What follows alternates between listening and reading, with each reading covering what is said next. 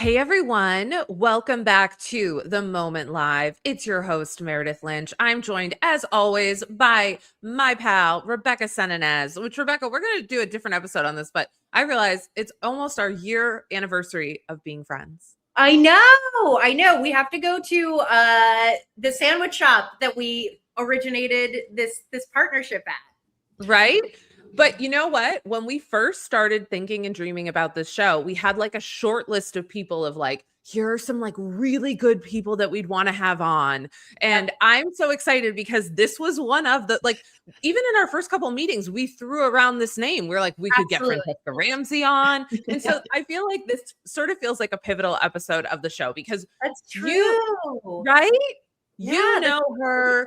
You've been following her for years. I've been following her for years. I love her book, which I literally was just looking at before I got on here. But we're joined by our guest host, TV writer, actress, producer, and social media consultant, Franchesca Ramsey, who the other day I was with Franchesca, this is a little while ago, and I introduced her to someone and they go, my mom even knows who you are. And I just feel like wow. it's the highest praise. Wow. Thank you so much. That's very sweet. It's always very flattering and still kind of surreal that anyone knows who I am. So very happy to be here and super proud of you all for putting this show together. Meredith, it's been so cool watching your journey as you set out to like make things happen. And it's really cool. Thank you. And also last week's guest, Yesterqueers, Amanda W. Oh Tipton, yes, Amanda. Yeah, at your birthday party. So yeah. like, part of what's fun about this show is like it really is an all in the family. Like, who's cool, who's smart, who do we like, who have we met, and let's have a conversation about what's going on. Well, there's a lot to talk about on the show, and like this is. Talk about the stars aligning because today on the show, we're going to talk about the America's Next Top Model docuseries that has come out. And we could not stop yapping about this before we got on here. So I'm so excited. And it's great because we have Franchesca here, and Franchesca did a podcast, an audiobook, all of these things around America's Next Top Model. Then we'll unpack the humanitarian crisis in Cuba and why the United States is one of the major forces behind it. And then I can't believe the guest that we have today. We have legendary journalist Soledad O'Brien joining us to talk about her Oscar-nominated documentary that's about a Georgia abortion clinic in a post-Dobbs world. So let's just kick this off because we need to talk about this America's Next Top Model documentary. So it's on Netflix. I was watching it last night. Rebecca, you watched it last night. And it just seems really relevant that we are exposing so much of this early 2000s culture, especially in the light of like all the things that are coming out with the Epstein files.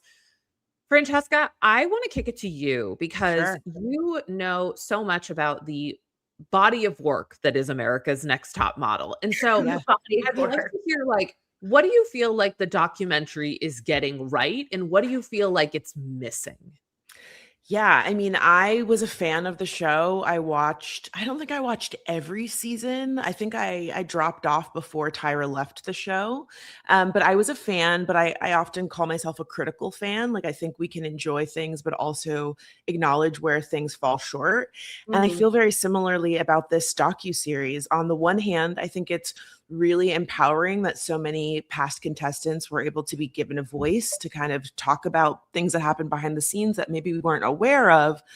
But on the other side, I felt like a lot of the players from the show didn't take real responsibility for the ways in which they contributed to some harmful ideals and the ways in which they took advantage of these young women.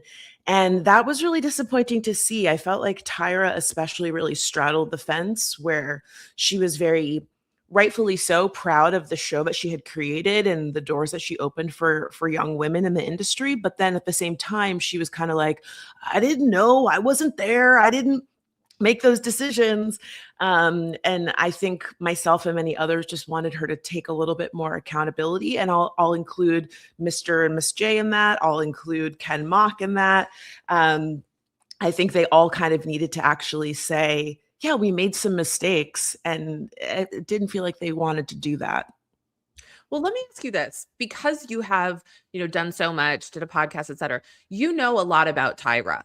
I would imagine. I don't know a ton about her, but I mean, I interviewed a lot of past contestants. I interviewed casting directors. I interviewed producers on the show, directors on the show. I talked to a lot of people who worked on the show, along with like cultural critics, who fans of the show. So like, from your perspective, are you surprised, A, that she even did the documentary? And are you surprised that she didn't take like, I mean, she like skirts around responsibility a couple of times. She like sort of flirts with it for a minute and then she pulls back. Did that surprise you? It didn't surprise me. Full disclosure, Tyra and I had the same agent. And so we tried to get her on the podcast. I sent like a personalized video to our shared agent. And he told me out the gate that she was probably going to say no, that she said no to most things about the show. We did the podcast in 2023 and 2024. So it's been a few years now. So I was not surprised that she was choosing her words very carefully. To Tyra's credit, she is really good. I think talking at the top of her intelligence is what we say, like in comedy and improv. Like she's really good at like piecing things together. But at the same time, I felt like I could see the gears turning in a way that like did not transmute an authenticity. That it was kind of like almost too like, scripted. Yeah, didn't it feel exactly? It was that she gave the same like faith and like this type of thing that she did on the show when she was delivering like feedback, where she'd be like, "And you just didn't cut it." You know what I mean? Yes, like, yes. It was weird, very condescending, mentory, not like authentic. Like we're getting a real view of her. But to further answer your question, Meredith, I was not surprised that she kind of had this fake, I guess is the only way to describe it. But like later on in the docuseries, she hints at that top model is returning for another cycle. And once she said that, I was like, okay, well now I know why you did this. Right. Yeah. Of course you did this. You couldn't come back. This is damage control. This is very niche as somebody who's like watched reality TV. I mean, I remember the first time I saw reality TV, I was on vacation with my family and I hit that age where I was like, I don't want to go to the beach. I refuse. I can't be seen with you people. And so I stayed behind at the beach house and I saw the real world for the first time. And I saw Miami and I saw Melissa have a threesome with Mike. And I had no idea that any of these things could happen. But anyway, one of the things that I thought of when I watched this show is, you guys don't judge me. I have a really hot take. Doing reality back then, you just went back to your town and you went back to your life. And that's not a hot take at all. That's real. Now, I would say like it is a little better if you go and do Love Island, you can go get an agent and then you can go do traders and then and not that it's great. And I'm not saying that these people don't get exploited, but I will say like it is a little bit better now. And you can capitalize. You can capitalize on a reality TV appearance today in the way that you could not before, because when you go on reality TV now, your Instagram is blowing up while you are on that show and you get off and you have 1 million subscribers, you're getting brand deals, you're going and doing club appearances, you are, maybe doing a merch drop, you're coming out with a song. That's not what it was 20 years ago. You got off the show and you just went back to your normal life. So Meredith, I agree with you. It's not necessarily that it's better, because we still see people exploited on reality TV. And I think the bigger conversation is, how sad is it that we are still in a place where these shows offer to change your life with, $100,000 and people are willing to throw caution to the wind and sign up for something that is exploitative, but because they just need the money, they need that opportunity. They're feeling like this is the last shot that they have. And so of course people are being taken advantage of for that reason. I feel like part of what they were setting up too with America's Next Top Model that made it that much more insidious is that these girls, young women, were being promised a career at the end of it. It's not like Real World where they were just going home. It's like they were competing because they were like, it is my dream to be a model. And at the end, I'm going to get this thing. And as we saw with Danielle, she was like, that simply was not the case. In fact, it worked against me. And I feel like that was something that was also different. Like now that happens more, but I guess like it doesn't happen the same. I mean, look at how, Meredith, you and I have seen this happen many a times. TikTokers are getting signed to agents and getting put into movies. Like that was really, people were not looking, especially in the fashion industry. That was something that we talked about a lot on the podcast, is the fashion industry is very closed off. They don't want normies to be a part of it. It's really about people who already have money, who already have connections. It's very exclusive. And so the idea that you could be on a reality show and then get into the world of fashion was really seen as taboo. And that's why they were being cut off from it. Today, we are in a place where, magazines, traditional media is like, we need social media if we are going to thrive and continue. So like we have to maybe begrudgingly open our doors to internet celebrities and reality TV folks, but they see the payoff. And 20 years ago, again, they talked about how no one wanted to even make America's Next Top Model. People did not want to make reality shows. It was really seen as lowbrow. And so now, you can do a reality show and become a successful actor or fashion model. When I was watching it, part of what I was thinking about is like, how sad is it that now, 15, 20 years later, when we look at our models, really like the biggest models are all Nepo babies. They're all influencers and influencers, but like, they're not like, it's not like we have this world where it's like, it's opened up very democratically. Like when I think of models, I think Hailey Bieber, I think Kendall Jenner, I think Kaya Gerber. Those are all people that were born into Hollywood royalty and money. And then from a young age got like pushed up into this world. It's not like, like even these top models, like the ones that I can name are all still from like a specific class and group of people. It's not like this problem. I think very similarly to Hollywood, though, part of that is because these are not industries that are equitable. Right. A lot of people who are working models will tell you that they're not making a ton of money, that they're actually losing money because you have to sometimes fly yourself to another country, put yourself up in a model apartment where you're sleeping in an apartment with 10 other girls. That was really eye-opening for me in the entertainment industry, where I realized, this is why Nepo babies are able to thrive, because you book a guest star role on a show and you're like, this is only a few $1,000s. And then I have to cut my agents and my lawyers and my taxes. And now it's not even that much money. And there's so much free work, you're going on go-sees and test shoots and you're doing all this stuff in hopes of getting a job and you're not being paid. So and it puts you into a vulnerable position. Like I can't even imagine what these girls, like this is a whole other topic, but like, this is where predators like Epstein and the people around him can come in and say like, hey, beautiful young girl who has dreams, but no money and no agency and is terrified and has no sort of sense of self.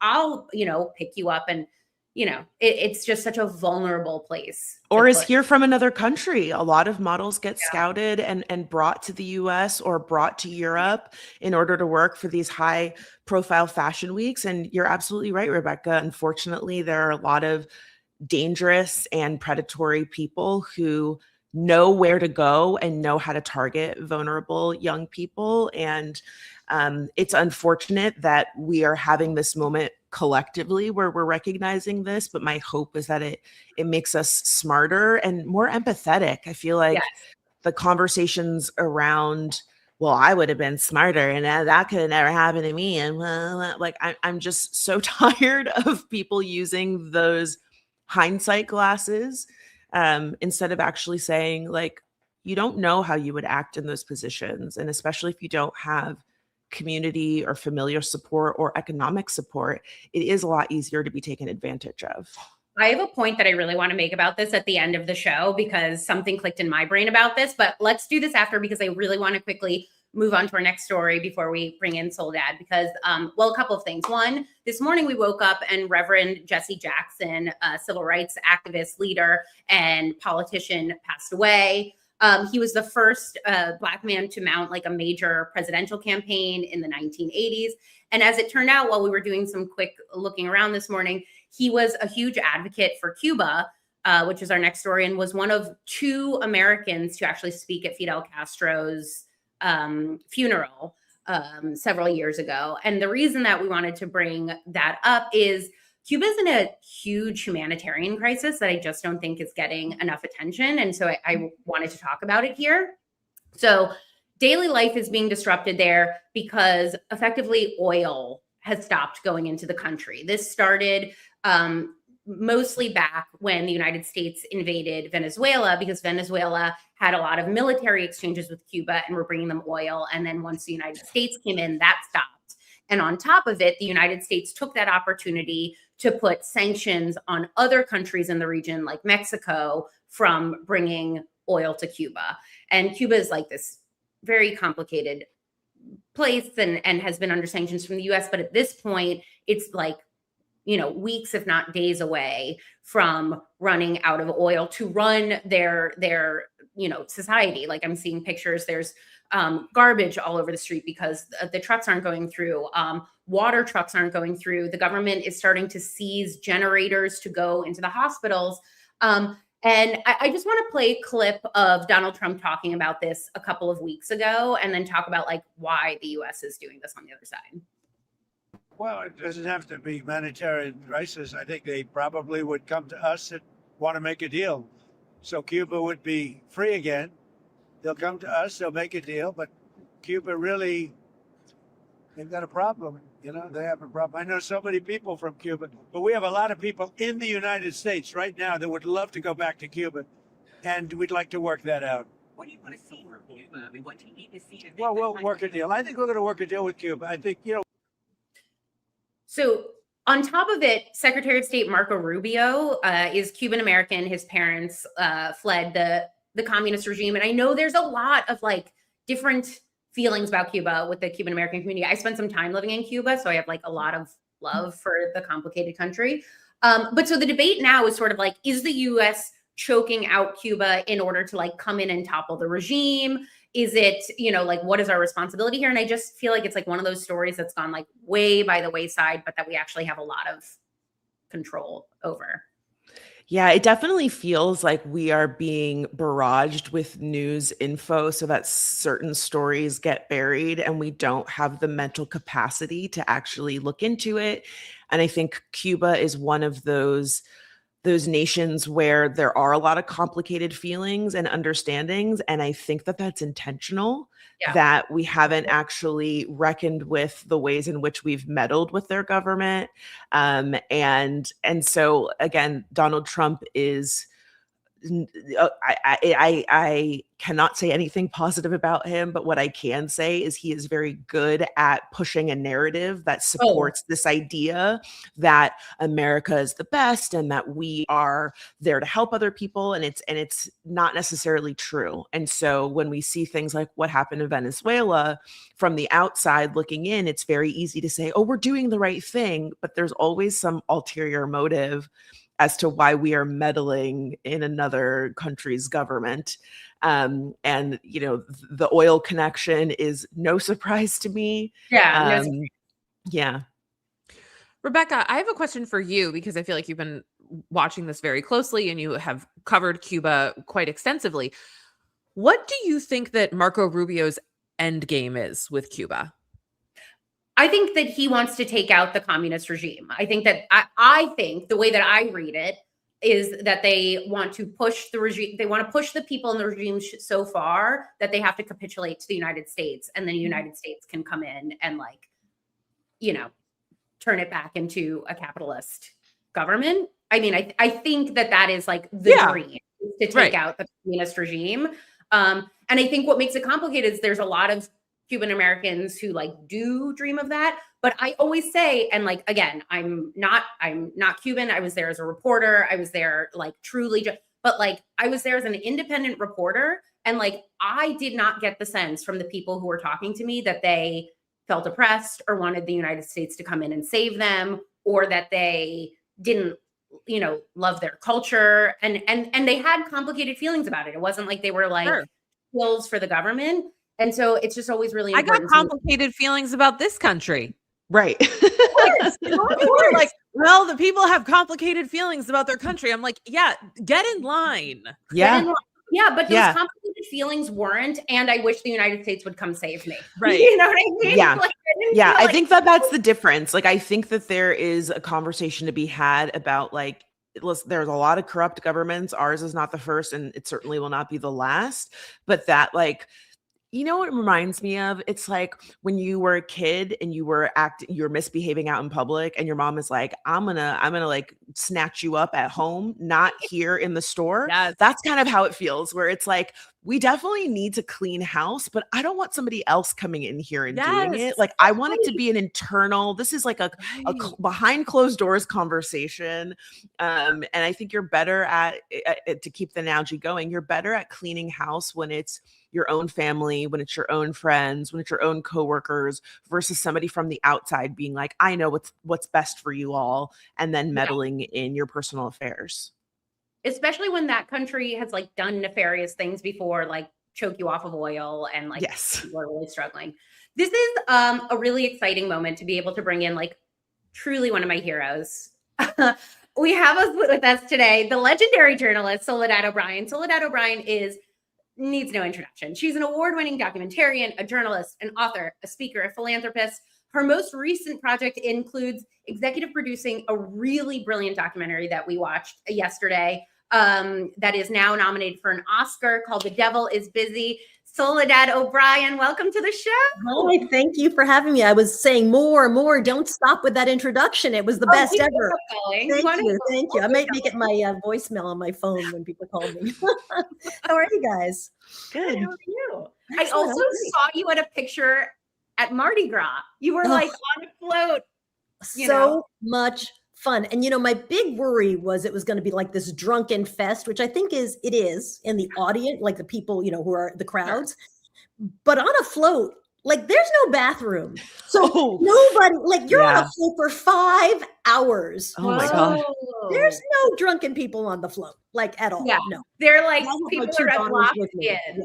Yeah. Yes. It was a lot of fun. It was lovely. It was great. And then the mayor gave me the key to the city. And then I guess you toast with champagne and you're supposed to take the glass and then smash it. And I kept saying like, oh, no, I don't want to do that. Like there's people around. They're like, no, you have to smash the glass. I'm like, no. I'm all set with the smashing. On the floor, it's like, smash the glass. My kids are like, smash the glass.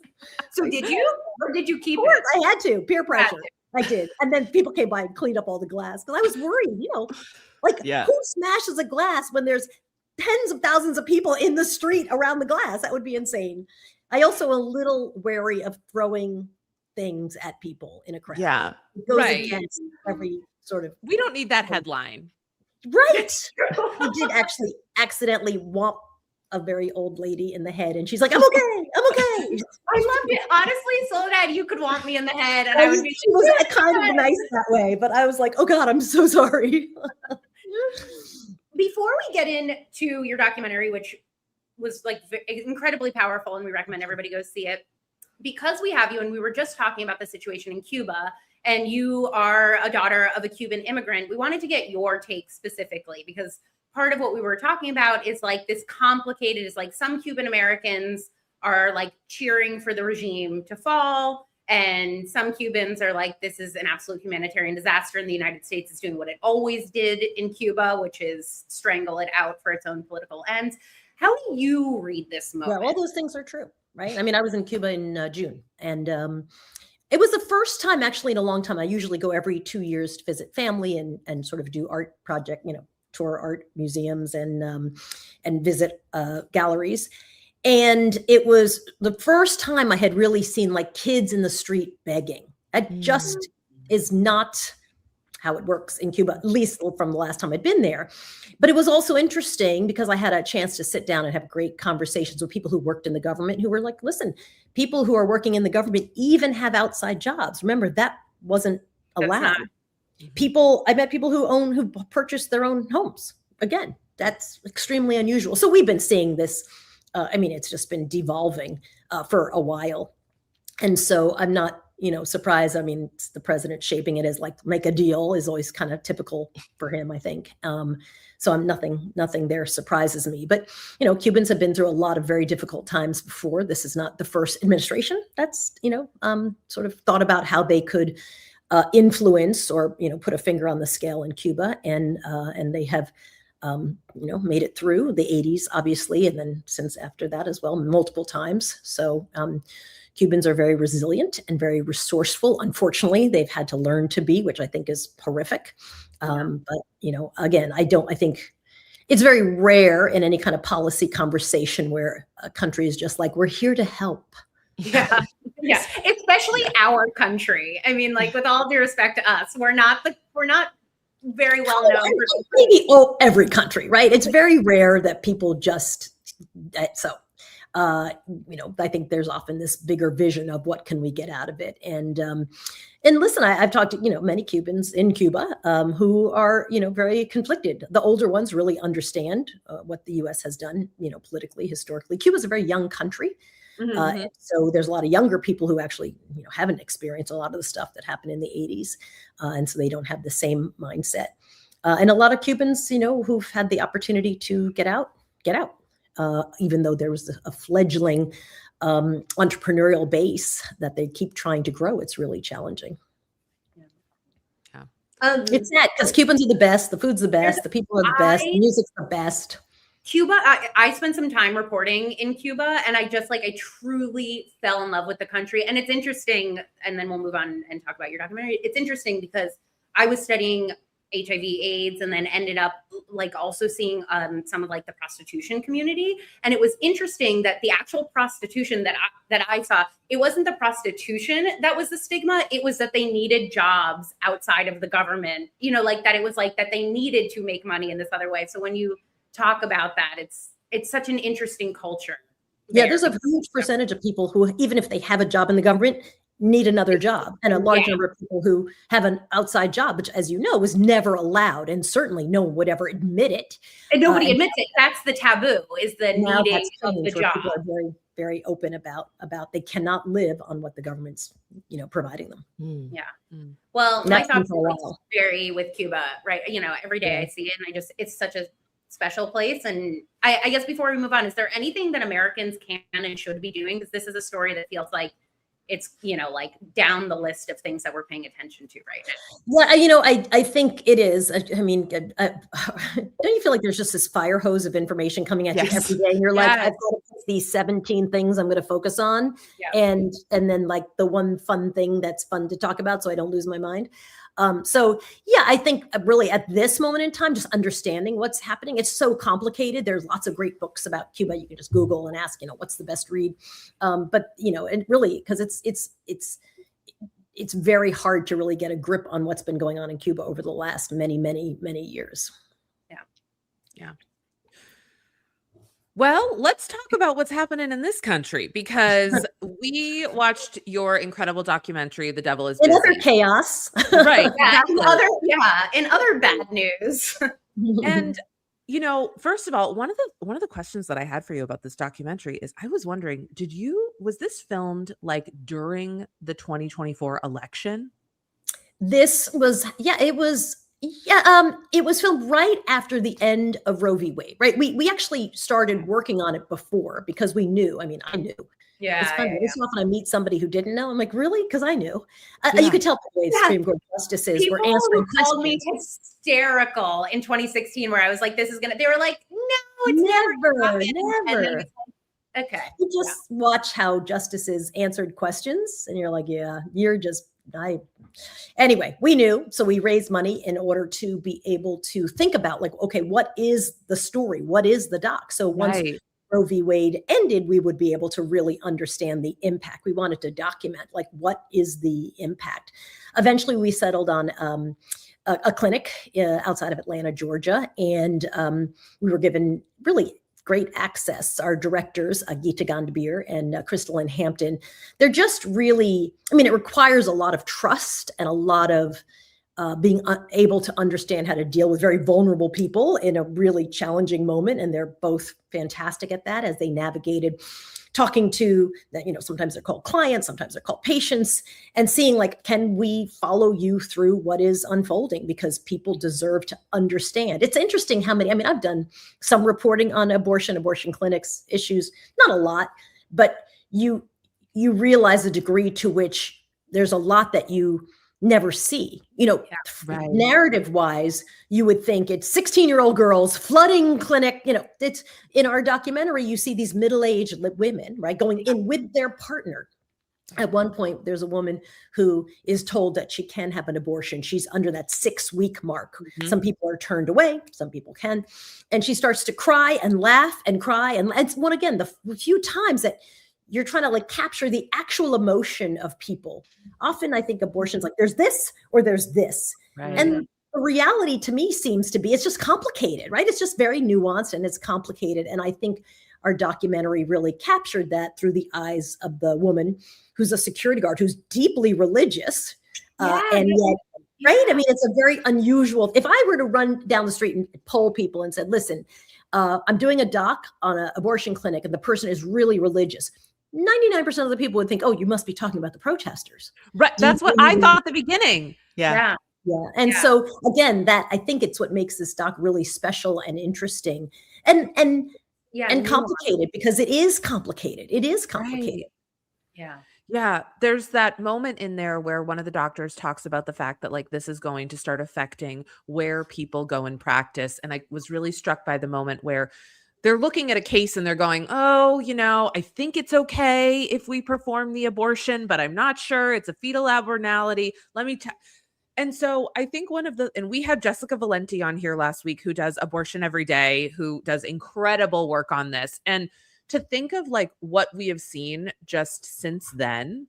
Yeah. Like what has been the reaction to people seeing those moments in the documentary of doctors saying like, yeah, I don't know if I'm going to practice in that state. Yeah. I mean, a couple of things, right?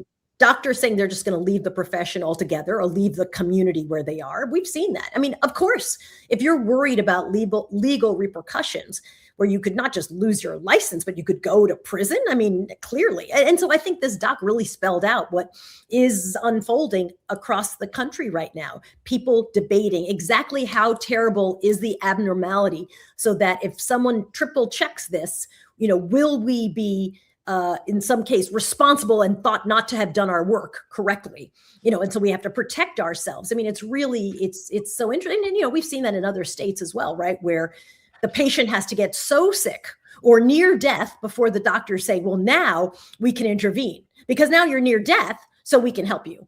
That's we've seen that on front page news in many states. So I think that it's not, it's exactly it's reflective of exactly what is unfolding. It's no surprise. Why would you stay and be an OBGYN? And many schools, you can't even get the education to get the full training, the full scope of training to be an OBGYN. So I think it's really, having a chilling effect on doctors for legal reasons, for emotional reasons, right? I mean, imagine every single day we start the doc with Tracy, who's the security guard, pointing out all the areas that she double checks to make sure there's not someone hiding in order to jump for her. Yeah, it was scary. Same. I thought the same thing. I'm like, oh my God, this is such a terrifying way. And she's very matter of fact, very matter of fact about kind of what she does. She knows the protesters by name. The protesters, serve time in prison in some cases for violent acts. So I think she's a realist about what the risks are, not just to herself, but to everybody in the clinic and the patients, the clients of the clinic as well.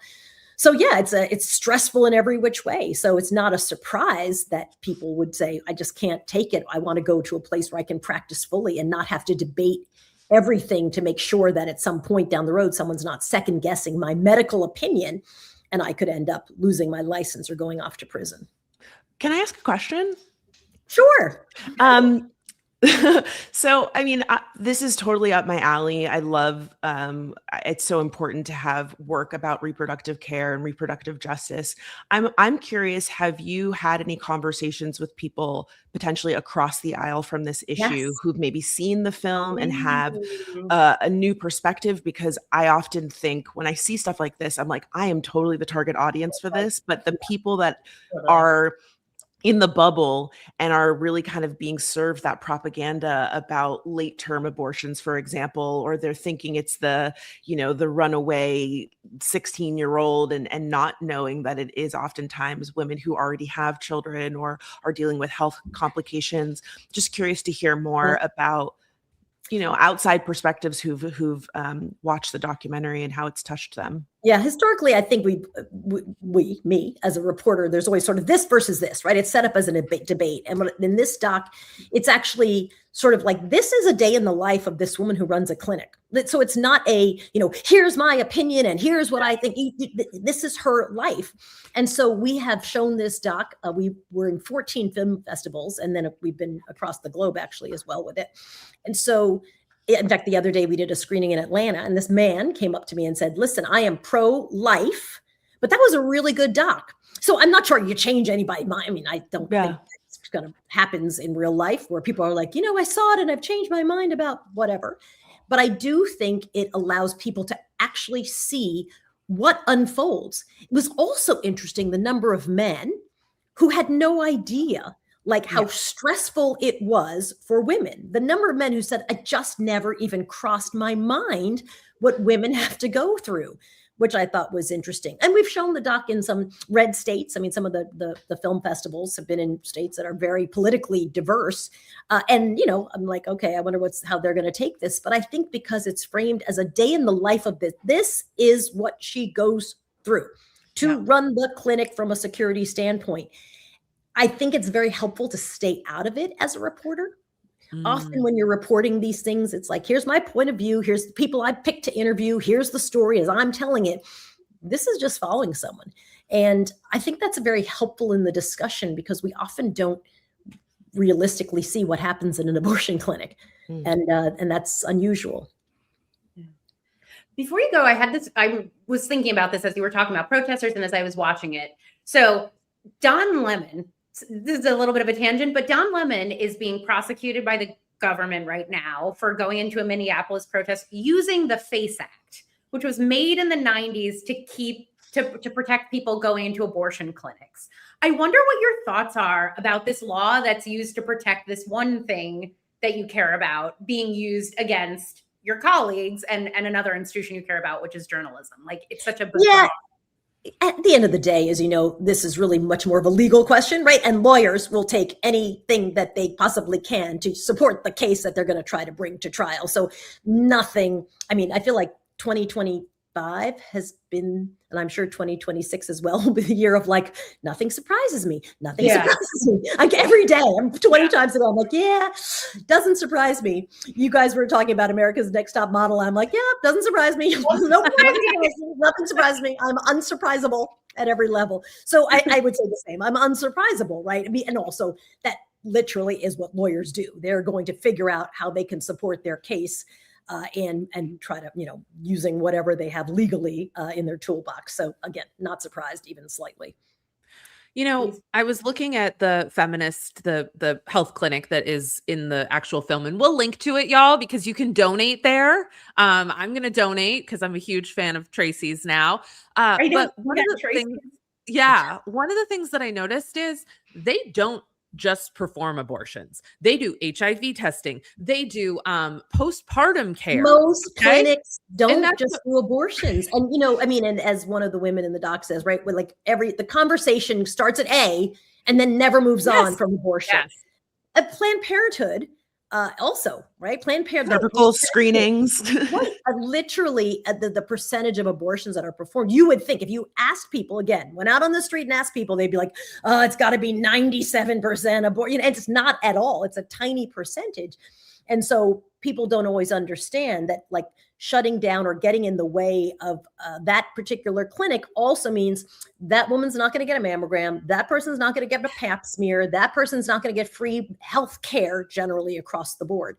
And so, yeah, I mean, I think it's interesting. It's been a way in which I think, I'll just criticize journalists and journalism. Like, we have really, there's a handful of people who knew that, but I don't think, whenever the public doesn't understand something, I really do feel like journalists have failed. Yeah. If there's this thing that has gotten out, and not just because of misinformation, but because journalists have done a poor job in reminding people that clinics are clinics, and you get rid of a clinic that provides abortions, you now have a place that women can't get a free mammogram or an affordable mammogram. So understand the implications. I think as journalists, we've kind of failed on that front, to be honest. Well, you haven't, and everybody should go see the documentary, The Devil is Busy. It's now on HBO. It really genuinely, like, it is an intense 30-minute wild ride. It's nominated for an Oscar, deservedly so. And Soledad O'Brien, thank you so much for joining us today and sharing your perspective. Thank you for having me. Appreciate it. Thank you. Happy Mardi Gras. Thanks. That's right. What a queen. Wow. That's a intense, I mean, I think that was the thing that I kept thinking about is, like, y'all are standing there screaming at these women, and, like, it's their own business why they're there, right? Like, no, it's nobody's fucking business. But just because somebody is at a place like that does not mean that they're having an abortion. Yeah. Right. And that is, like, one of the biggest failures I think that has happened in talking about women's health. And also, like, the mammogram piece really strikes me because there's a lot of women are behind on getting mammograms since COVID. And, like, with different, things that are happening with health insurance, it's like we're taking away so much from women. How much basic healthcare are we just taking away? And if these were services that men required to get yearly, what would we be doing differently? Well, I mean, I think it spoke volumes that Soledad was even saying that so many men were saying to her, I had never even thought about this. And I think that kind of ties into what you're saying, Meredith. Unfortunately, the needs of women when it comes to reproductive care aren't really thought about, because yes, there are people that are getting abortions because they do not feel that they want to have a child, but there are also people who want to have children, who have prayed and spent tons of money and time hoping to have a baby, and the pregnancy has to be terminated for all different sorts of reasons for the life of the mother, because there are issues with the pregnancy. And I think all of this is related to the education piece. Like, there are so many people that don't actually understand reproductive care. They don't understand healthcare. They don't understand women's bodies, and yet they are in a position to make decisions about our bodies. And that is a disservice to all of us. And if on top of it, these doctors are not even going to go get the education, let alone, like, brave being able to, like, perform, that, like, an entire industry starts to chip away, I guess is what I'm trying to say, is, like, it seems like from every angle, women's health is at stake with abortion at the nucleus, even though it's such a tiny percentage of what's actually happening there. What a bummer. Well, but it's a great documentary. It really is. I really felt like it's the really women, really, yeah. The women who are doing it, like, they're so complicated and heroic, like, you're watching and you're like, yeah, this woman at 6 a.m. in the dark is, like, going around and making sure that there aren't people there who are going to, like, kill the people coming into the clinic. And it's very powerful. Meredith, what's having a moment for you? This is just, like, in that same vein, but really the center that is featured in the film, they don't really predominantly feature it, but they don't hide it. So I did find them online. They're called the Feminist Center for Reproductive Liberation. And the work that they do is so fucking badass. Yeah, it is badass. And what they advocate for. And so I just think, I just want to plug them, and we'll link to them in the show notes. But there are amazing services that are happening there, especially around sexual health and wellness. Gender affirming care is happening there. You can get hormones there. And so I just think that they really, like, one of the other things that this film does is, like, give this place their fucking flowers, because, like, these people show up every single day. I guarantee you Tracy is there. Well, I don't want to say that but like these people are there every single day showing up. Yeah. And it's just like, I can sit here and say everything, but like these are the people doing the real work. So I just want to give them a shout out. They're my moment. Franchesca, what's having a moment for you? Ooh, what's having a moment for me? Well, I started a new job, Meredith. I don't know if I told you about this. I'm working as a consultant at a social media marketing firm. So I've got my big girl job. And the moment that I'm really having is like stepping into my power and being okay with admitting I don't know things at times. I think it can be, as somebody who really prides themselves on being well-read and being an authority in my field, it has been kind of humbling to start over at a new place and realize there are things I don't know, but really kind of owning that as a superpower, that asking questions does not mean that you are not deserving. Sometimes a question can be exactly what's needed to help advance a conversation or reanalyze how something's being done. And so, yeah, my moment right now is just about kind of giving myself credit. Like I'm here because somebody wanted me to be here, and really just believing that rather than letting imposter syndrome take the wheel. Yeah, I think like every time that I've started a new job since I was in high school, I remember I had like my first like part-time job, then I got a second part-time job. And I remember the first day at the second part-time job, I was like, I had this feeling of why did I ever leave the first job? I knew how to do everything. Now I don't know how to do anything. And like I've had a lot of stupid thoughts in my life. I had an underdeveloped frontal lobe then. I was probably 15 and a half. And I had this moment of, I think you're going to feel this way every time you start something Yes. new. Yep. And like I have had that moment in every job where I have to go, yeah, it would have been safer to stay where you were, but like you'll have a moment where you know what you're talking about or you know what you're doing. And it is really powerful. And I think as women also too, women in like positions of leadership, etc., we're taught not to have that. Like, did you see the interview with Anna Wintour and Chloe? Yes. Malley? Oh, no, I didn't. Oh, it was so odd. Yeah, that's a whole other topic. I mean, like Francesca, it kind of reminds me a little bit of what you're talking about. Like I have my thoughts on the Chloe pick, but like basically Chloe is like kind of like, if I had more money, this is what I do, and this is how I change it, and this is what's not working, and blah, blah, blah. And Anna Wintour's like, everything's fine here. Yeah, she's like, you're wrong. She's like, touch that child. So anyway, I think we'll have to have you back to discuss it because there's the power dynamic. And then at one point they're like, too. When do you ever get nervous, Chloe? And she was like, oh, I got nervous right before this interview. And Anna's like, I've never been nervous. And I'm just I've like, never been nervous in my life. And it's like, is that why you wear your sunglasses everywhere? I think you might be nervous under those sunglasses, babe. Yeah. I think you might be. Admit it. Anyway, I love that. I think y'all take note. Wise words, as always, from Franchesca Ramsey. Thank Rebecca, you. what's having a moment for you? Okay, this is like sort of, I'm going to say that Virginia Giuffre is having a moment for me. The survivor of Epstein who came out and like really was sort of like the original leading voice of these survivors. And she had a quote in her book that said, growing up female, there's danger everywhere. And the reason this is having a moment for me is I found out this week that a private club in Manhattan that I worked at when I was 20, turns out was like an Epstein hub. And from the moment I heard the Epstein story, you know, like really coming to light in like 2018, 2019, I was like, I wonder if there was involvement at this club. Like I could feel it. And then to see it come to light and be like, yeah, it was on the periphery of everything of my life. And like, I was 20, I was probably too old for them and like probably just like out of safe range. But the reason why it struck me so much, and especially as we were talking about America's Next Top Model, is like, I was so vulnerable.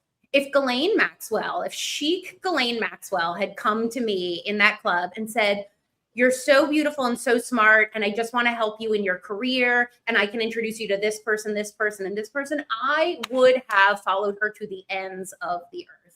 And like, just as a reminder of like how close we all are to this vulnerable place, especially as girls and women, and to like do everything we can to make sure that 19, 20-year-olds are now not in that position. Like, that's kind of what I felt watching the America's Next Top Model doc and doing this, is like just how vulnerable we are. And when Virginia Giuffre said, if you grow up female, there is danger everywhere, like there really is. And hopefully less and less as we become more and more powerful in the next generation. But I can't stop thinking about how indeed close I was to this net of people and how vulnerable I would have been to it had they sought me out, you know, and they were everywhere. So I don't know if that's a moment exactly, but it is what's on my mind. I mean, I think the empathy part of it really ties into the conversation we were having about Top Model. And I think something that I learned when I was working on my show Decoded is we did an episode about victim blaming, and oftentimes, not to excuse people's decision to victim blame, but it comes from a place of fear where it feels easier to say, well, they did those things wrong and that would never happen to me.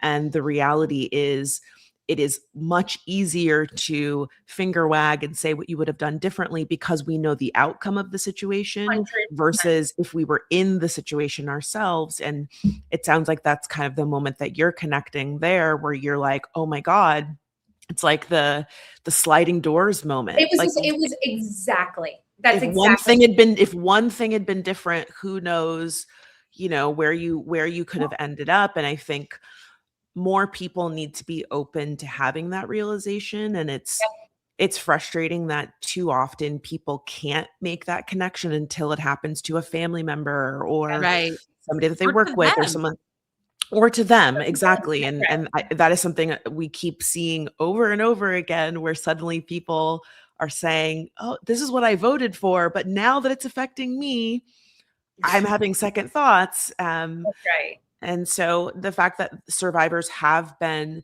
so bold enough to share their stories when, you know, it opens them up to so much criticism and harassment and danger. Like and danger. Yeah, they're doing it for the good of all of us. And I hope that that's what people take away from it. Yeah, me too. Well, I want to just shout out somebody in the comments who wrote in, I've never not been nervous any day of my life. And on that note, good for you. Relate to that. Everybody, two things really quickly. We will be back on Friday, obviously, as we always are. And then next Tuesday, we're so excited. We just found this out. We are going to be partnering with the Democratic National Committee, the DNC, to host their West Coast watch party of the State of the Union next Tuesday, February 24th. At 6 p.m. PST, 9 p.m. EST. So we'll be putting out more about that, but we'll have some special guests come hang out with us. We'll watch the State of the Union. We'll do a little fact checking.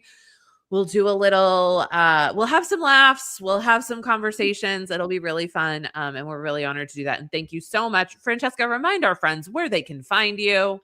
I have a podcast that's out every Wednesday on YouTube called Let Me Fix It. You can find us at youtube.com/@fixitpod.